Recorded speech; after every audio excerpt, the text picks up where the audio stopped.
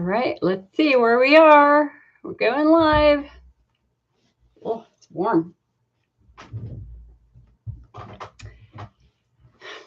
Hello, hello, hello, my friends. Jill Osborne from the Interstitial Cystitis Network. It is Sunday, February 12th, and it is time for another regularly scheduled IC support group meeting. Now, I know today is Super Bowl Sunday. The Super Bowl starts in 2.5 hours, or no, 3.5 hours. Yeah, 3.5 hours. So I think we can do an hour or two of support, maybe a little bit longer. We'll see. Let's just see how people are doing. If y'all want to do a support group meeting, that's good for me. If not, that's okay too, because it's Sunday, and I want you to be able to rest on this Sunday. We all need to focus a little bit more on getting enough sleep and just resting, because our lives are so crazy, right? Hi, Ann. Nice to see you, hon. Nice to see you. We're simulcasting right now. We're simulcasting on Facebook and YouTube.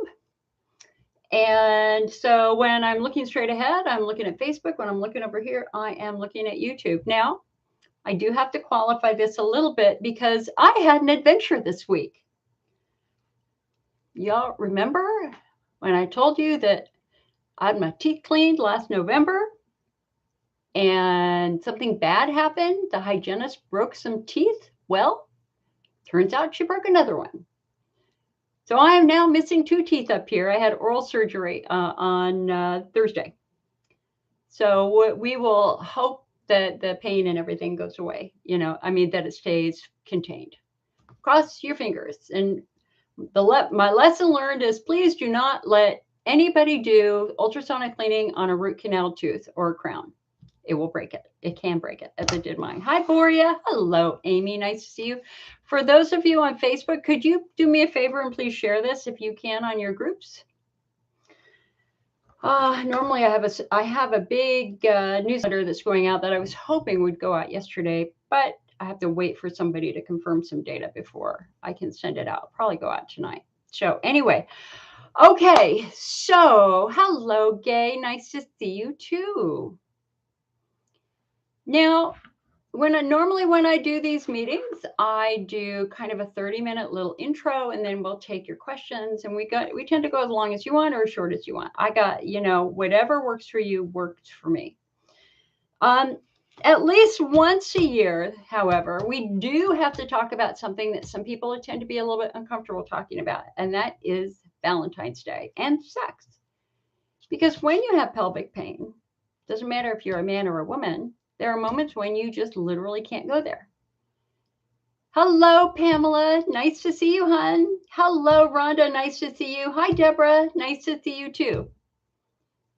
So, I want to talk about a couple of things related to Valentine's Day. Hello, Erin. Nice to see you too. So, I wrote a blog on this, and I just want to start by saying I apologize in advance if this topic offends anyone, but we do on occasion need to talk about intimacy and how IC can impact that.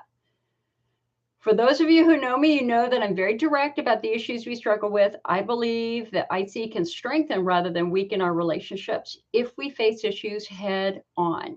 We can't hide from the fact that there are times when we might be feeling unwell, nor should we hide from how IC can influence how we live. But on special days like Valentine's Day, there can be preconceived notions and expectations that could rob us of the love that we so richly deserve. So please remember that IC cannot change your heart, nor the love that you can give to others. Love is so much more than just sex. It is a daily expression of kindness and caring as well. All right. The spirit of the holiday is love. If there's one day that's expected to generate performance anxiety, it's going to be Valentine's Day. Some people think that Valentine's Day is supposed to be a big emotional and physical expression of love and adoration. Others resent the over-commercialization of the holiday or expectations that their lovers may have for them. Still others have what I call Valentine's Day PTSD, where in the past we may have been so hurt and disappointed by a previous Valentine's Day, they simply can't enjoy the day fully. Yet regardless of where you stand on the holiday, it's important to remember that the spirit of the holiday is to express your love with your partner and your friends, and to say, I'm really glad that you're in my life. Now, the monkey in the room is clearly sex. It's no secret that intimacy can be uncomfortable for pelvic pain patients, particularly if you're in a flare. How a couple handles those moments when one person wants to have sex and the other doesn't or can't is a true sign of their maturity and strength. After all, we're really not going to expect somebody to have wild, passionate, athletic sex with a broken hip, and neither should we expect the same from someone who's struggling with pelvic pain. To do it or not, to not do it. If you're in remission and you're feeling good, then by all means, enjoy intimacy. You can find several tips and suggestions to make sex more comfortable and enjoyable over on the IC Network website in our Romance and Intimacy Center. If you're feeling uncomfortable and not prepared to have intercourse, that doesn't mean that you can't express your love with your partner in different ways. You might consider pleasuring your partner or trying some tantric sex, also known as outercourse, instead. Some couples use toys like the tenga for those moments when penetration isn't possible. A woman can simply hold the toy between her legs or in her hands. Sound weird?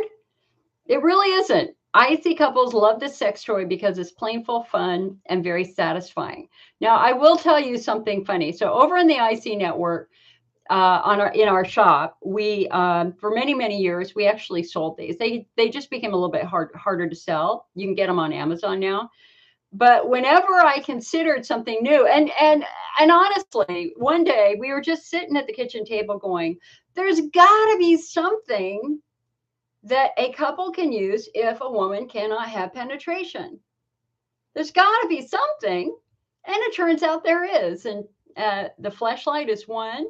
But the better one, in my opinion, is Tenga, Tenga. And so what I did is I sent it. I had this, this small group of couples. I mean, this was about 15 years ago, who, wanted to help. And so I bought them all this toy and I said, "Okay, tell me what you think."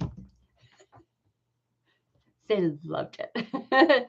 To have something for those moments when you just can't have intercourse is just so incredibly fun and different and wonderful and responsible, right? If you're feeling uncomfortable and not prepared to have intimacy, that doesn't mean you can't express yourself with your partner in different ways, such as using a tenga. If you're in a serious flare and you feel quite poorly, then of course intimacy is out. But that doesn't mean that you both still don't deserve the warmth of a hug, a warm shoulder, and just the presence of somebody that you care for. How about finding a favorite movie on TV and some icy-friendly snacks and just cuddling on the sofa or in front of a roaring fire for a few hours? And if you're the IC patient saying no to sex, you have to understand that your partner could be hurt by your rejection. And of course, that's the entire point. This is not a rejection of their love or your relationship. You have to work hard to make sure that you communicate that clearly with your partner. It's all about how you talk to each other and communicate during these vulnerable moments. You might consider saying, "Tonight, my love, my pelvis is very tender. I'd like to wait until I'm feeling better so that we can both enjoy this moment. So I'm not saying no to you as my partner. I love you deeply and passionately. I'm just saying that right now my body is just too fragile." And follow that up with hugs and kisses. Express yourself clearly, look deeply in their eyes and say, "I can't change my love for you. I love you very, very much." And if you're the partner of somebody with IC, try to remember that they feel insecure and vulnerable. Don't push them when they aren't feeling well. But of course, that's often the hardest part because you might not know how they feel. So when in doubt, ask them, "Honey, how are you feeling today? Is there anything I can do to help? Perhaps a shoulder massage, a heating pad, a foot rub, or making dinner?" And of course, there are times when the person who is ill just needs quiet time and sleep. And if that happens on Valentine's, then let it be.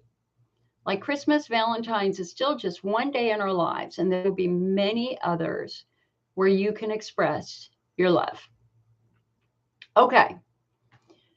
So I have had a couple of sex therapists come and speak at our local support group. And I have some really funny stories to share about that.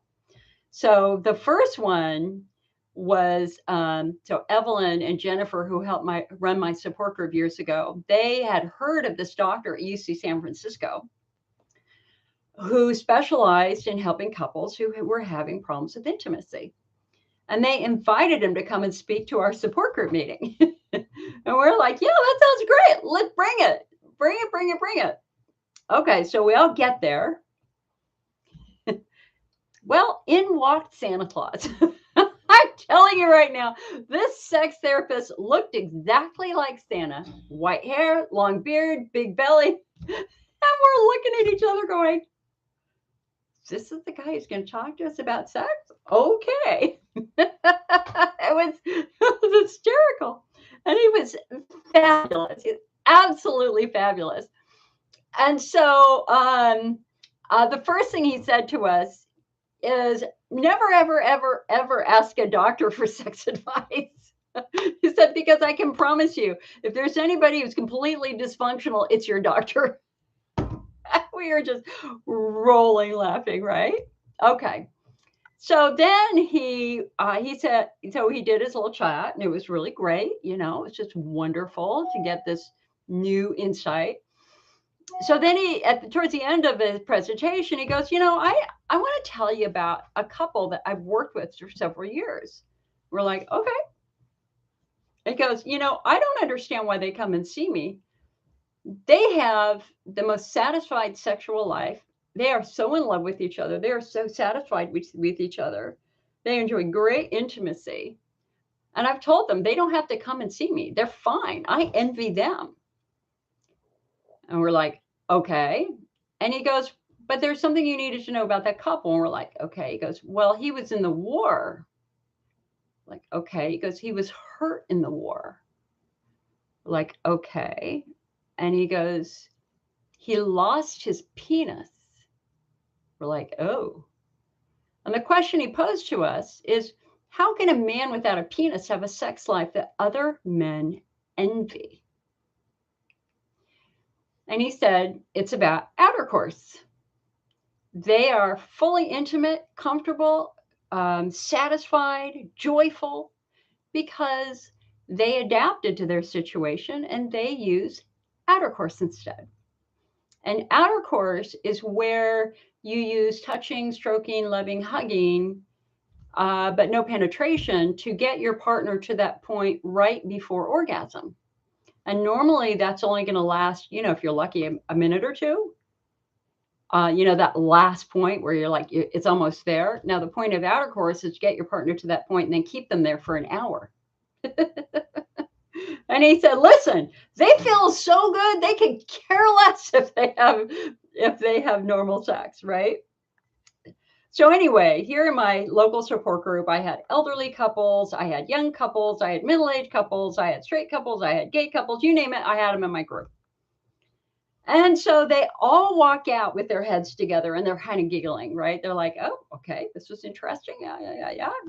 Well, a month later, they came back and they were glowing. They were glowing. And the couple that was glowing the most, they were like giggly, was the elderly couple in their late 70s, early 80s. So it was really obvious when I started the support group. It's like, guys, you look pretty good. How's life? How's it going? And the elderly couple goes, if only somebody had explained intercourse to us when we were kids, our life would have been very different. So that proves that there are ways of being intimate that don't necessarily require penetration. Okay, so I love that story, and that's absolutely true. Now, the second sex therapist who came and talked to us, she talked about something that I really hadn't considered, and that is she talked about how our perception of intimacy changes as we get older. So when you're a teenager or in your 20s, it's very quick. Slam, bam, thank you, ma'am. The goal is to, you know what? There's not a lot of hugging. There's not a lot of stroking. There's not a lot of this or that when you're a kid. And as your 20s, you're still young and you're going for it. But in your 30s, things start to change. The couples start to value more intimacy rather than just going for it right away. And what happens as you get older is intimacy becomes less about the physical and more about the comfort emotional. So by the time you're in your 80s, or in my case with my parents, a 100-year-old and 94-year-old, are they capable of having sex intercourse? No, of course not. They probably haven't for 15 years. But they cuddle all the time. They cuddle, like literally, they cuddle all the time at night. It's beautiful. And that's a very normal progression of how intimacy changes as we get older. But the other thing that she said that was just so incredibly important is that how you as a couple manage those moments when one person in the relationship can have sex and the other can't or doesn't want to. How you handle that moment is a true test of your maturity. It's a test of your maturity. Because you would not expect somebody with a broken hip to have sex. You would not expect a man with maybe prostate cancer who's just had his prostate removed to go have sex. You wouldn't expect a woman who's just had a baby or hysterectomy to have sex. There are moments when one might want to do it, one might not. And having a very honest discussion, always making sure that you qualify that by saying, I love you. You are my mate. You are my partner. I am not saying no to you as my mate or my partner. I'm saying my pelvis is saying no to you right now, but that doesn't mean I don't love you. I love you even more. Okay, Lantine, I'll get to that question. I'm just finishing up my little lecture here. Last but not least, I want to tell you about something else that happened in my local support group that became a learning moment for all of us. And it happened over our Christmas party, and it happened with Chuck and Joanne, and they have both passed away. And I knew they were very, very good friends of mine. They have no problem with me sharing this story.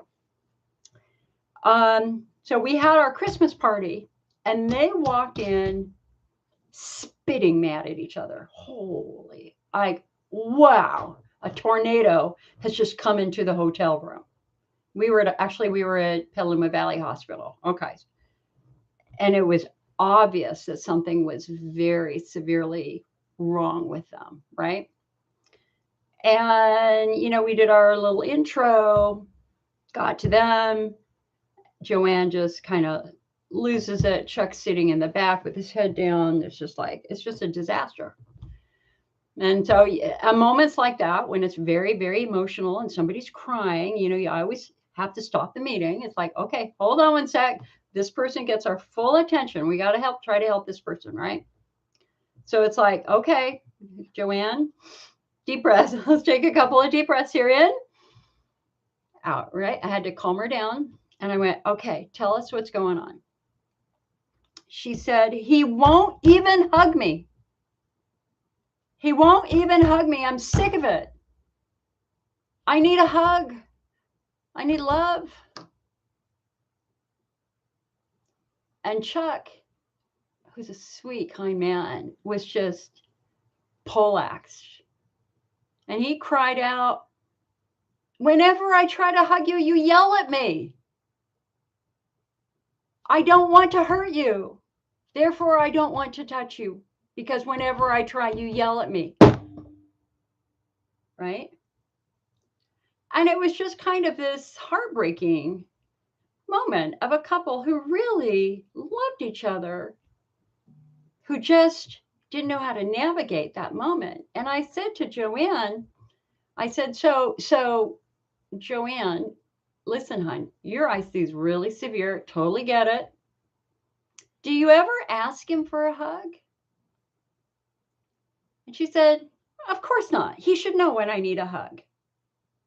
I'm looking at Chuck going, oh, poor guy. And I went, now, wait a second. You're telling us that you expect him to read your mind? She said, yes. And it's like, no, that's not fair. That's not fair to him, and that's not fair to you.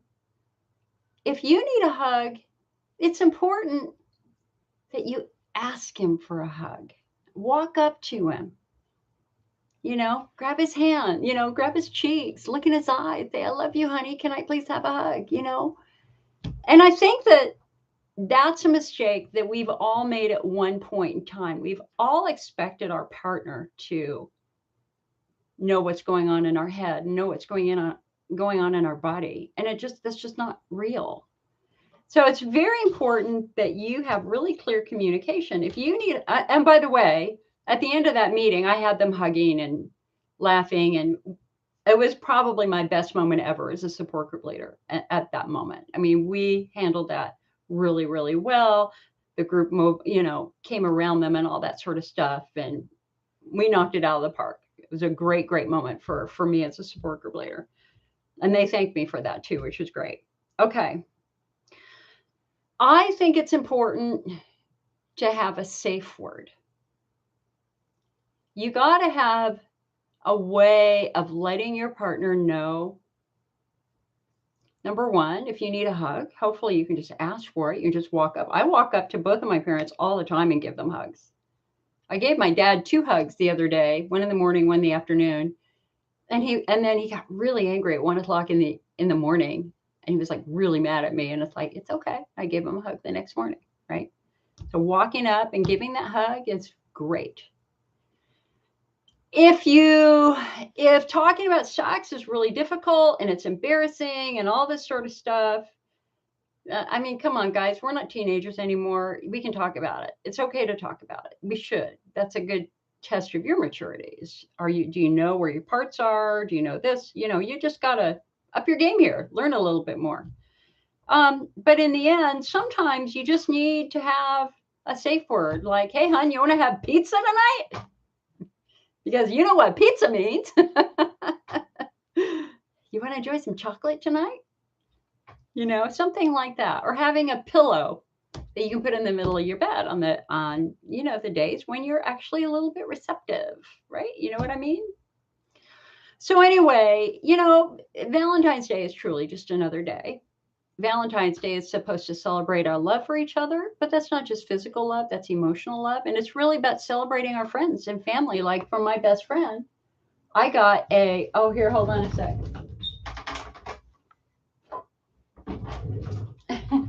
Because I'm not in a relationship right now. I got a happy Galentine's Day card. That was very cool.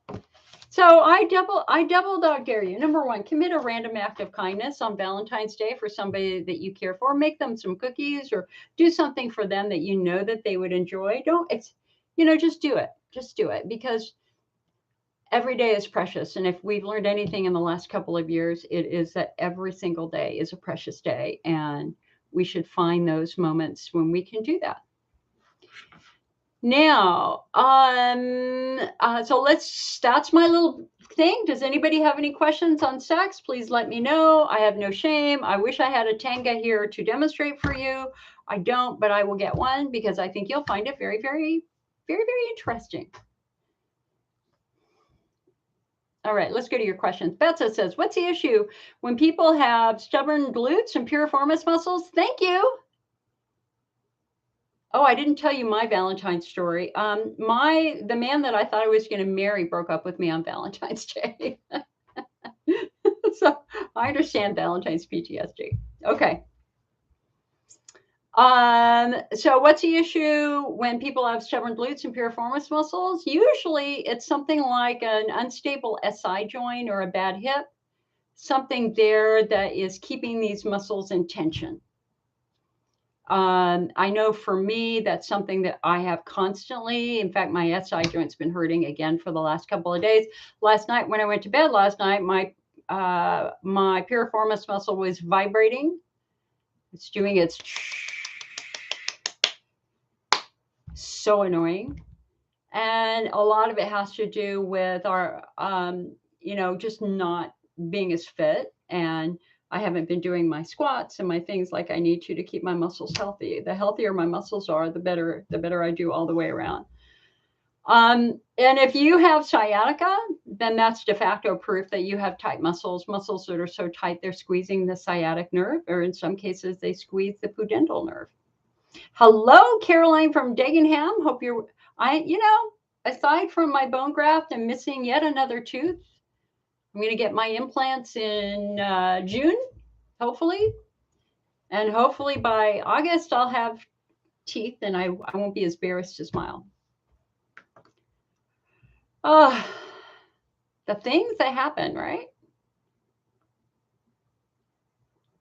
Lantine says, COVID cystitis. What is that? My nightmare with COVID cystitis occurs after you've had an active COVID infection.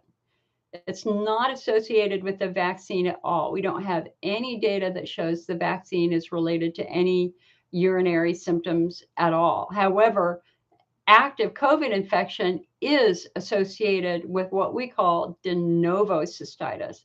De novo means new. So these are patients who prior to COVID had no history of any bladder issues, but during COVID or after COVID, they have now developed more severe issues. And it feels like it's a COVID cystitis is basically a very severe overactive bladder, very severe frequency, urgency, not as much pain, more frequency, urgency. In our study with IC patients who have gotten COVID, 75% of IC patients who have gotten COVID report flares, and 25% report very, very severe flares that are not responding to therapy. The COVID flares are caused by the cytokine storm. That massive inflammatory reaction that's happening throughout the body actually happens in the bladder. They have found inflammatory markers in urine and in the bladder, so we know that that's happening. In men, also, one of the things that they are very clearly tracking in men who have gotten COVID is erectile dysfunction. Why? That's very interesting. Why would a man have trouble becoming aroused after COVID? Well, because COVID is not a respiratory virus. It attacks the circulatory system. It attacks the blood vessels. It attacks the blood vessels throughout the body. As a result, patients get blood clots. And remember, sex, whether you're a man or a woman, it's arousal is all about blood supply. And so if you don't have good blood supply, the odds of you becoming aroused and or for a man getting an erection are really low. And obviously that's so incredibly important to men. They started studying that over a year ago, maybe 2 years ago. The other discovery that they made is that in men with active COVID cystitis, they actually found living virus in their penis. And that's the challenge with COVID, is that